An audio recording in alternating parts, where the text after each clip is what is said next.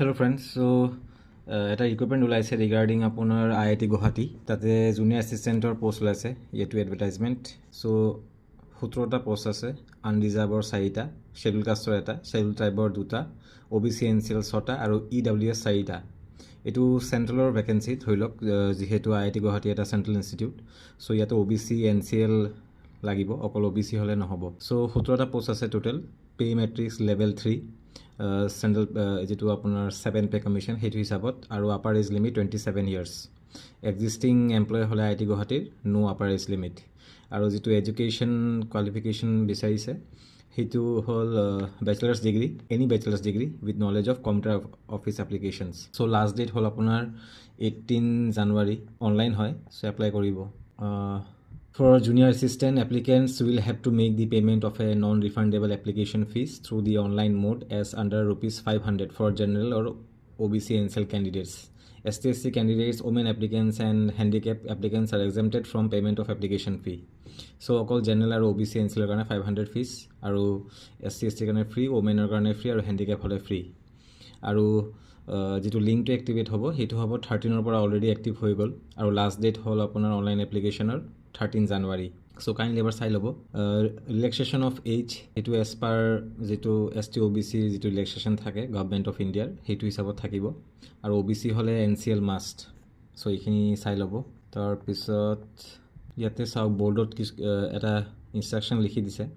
Moreover, the institute may formulate additional criteria for screening for shortlisting based on academic performance and or years of experience of the applicants if found necessary. মানে ধৰিলে apart from written,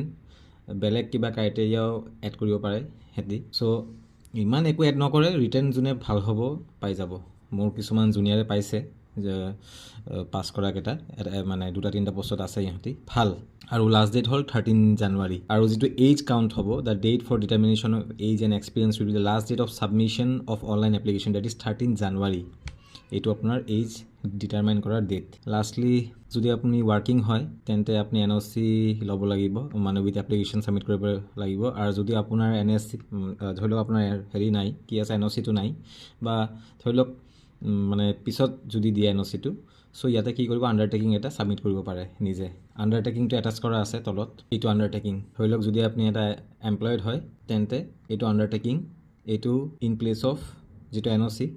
আপোনালোকে apply কৰিব পাৰিব if U R working যদি আপোনালোকে working হয় তেন্তে এইটো কৰিব পাৰিব এইটো আণ্ডাৰটেকিং প্ৰিণ্ট কৰি ব্লেংকছ কেইটা ভৰি পিনে অনলাইন আপলোড কৰি দিব চ' লিংকটো IIT গুৱাহাটীৰ ৱেবছাইট গৈ পাই যাব গোটেই লিংক মই যদি পাৰোঁ ডেছক্ৰিপশ্যনত দি দিম পে লেভেলটোও ভাল পে লেভেল 3 চ' এতিয়া পে কমিশ্যন 8 আহিব ভালে পে হ'ব এনেও পে কমিশ্যন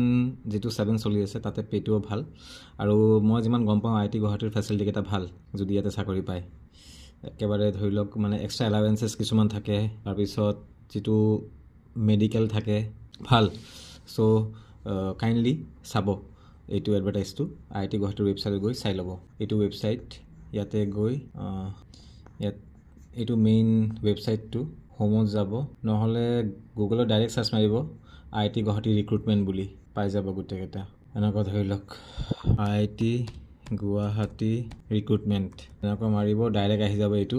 চাওক ডাইৰেক্ট আহি গৈছে ৰিক্ৰুটমেণ্ট বুলি ইয়াতে ক্লিক কৰিব ফৰ নন টিচিং ষ্টাফছ ইয়াতে পাই যাব advertisement for the post of assistant registrar and junior assistant so' ইয়াতে ক্লিক কৰিলে গোটেই লিংকটো পাই যাব জুনিয়ৰ এছিষ্টেণ্টৰ তাৰপিছত লাহে লাহে চিলেবাছটো আপলোড কৰা হ'ব আৰু এনেও এটা আইডিয়া পোৱাৰ কাৰণে আগৰ যিবোৰ এক্সাম হৈছিলে তাৰে প্ৰিভিয়াছ যিকেইটা চিলেবাছ ডাউনলোড কৰি চাব পাৰে চ' এইখিনি আছিলে থেংক ইউ চাইনিং অফ